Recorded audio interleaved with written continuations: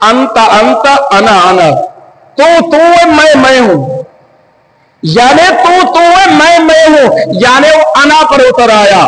उसको रब ताला को रब नहीं माना, लेकिन अना पर उतर आया। अल्लाह रब्बुल आलमीन ने फरमाया इसको 100 साल आग में जलाया जाए, इस नफ्स को 100 साल आग में जलाया जाए। जब उसको 100 साल आग में जलाया गया, फिर बुलाया गया, हाँ बताए तुम कौन हो और मैं कौन हूं? फिर भी उस नफ्स ने यही जवाब दिया, अंत अंत व अना अना, तू मैं हूं।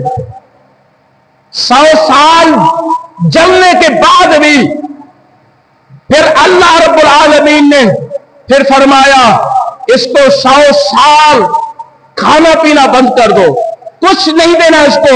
100 साल इसी हालत में रखा गया। 100 साल के बाद फिर दोबारा बुलाया गया, हाँ बताइए तू कौन है और मैं कौन? फिर नफ्स ने कहा तू मेरा रब है, मैं तेरा बंदा हूं।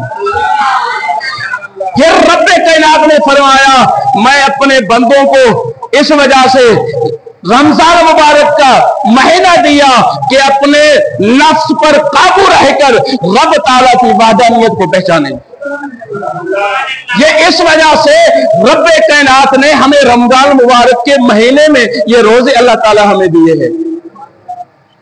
और जो आजकल के मुसलमान ये कहते हैं हम रोजा क्यों रखें, या तरह तरह के बहाने ढूंढते हैं, लेकिन रब्बे कायनात के हबीब लबीब सल्लल्लाहु अलैहि वसल्लम की अल्लाह ताला को ये उम्मत बहुत प्यारी है, लेकिन अल्लाह रब्बुल आलमीन के हबीब ने फरमाया कि जो एक रोजा नहीं रखता, एक रोजा